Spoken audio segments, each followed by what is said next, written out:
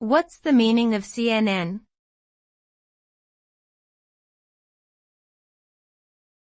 CNN.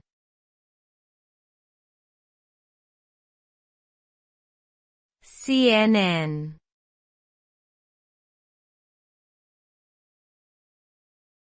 CNN.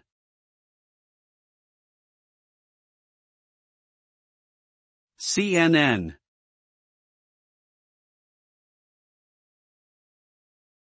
CNN stands for Convolutional Neural Network. It is a type of deep learning algorithm that is commonly used in image recognition and computer vision tasks. The basic idea behind a CNN is to process images using convolutional layers that analyze small local regions of the image and learn to recognize patterns.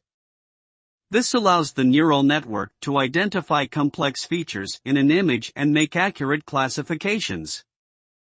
In summary, CNN is a powerful machine learning technique that has revolutionized the field of computer vision and has a wide range of practical applications.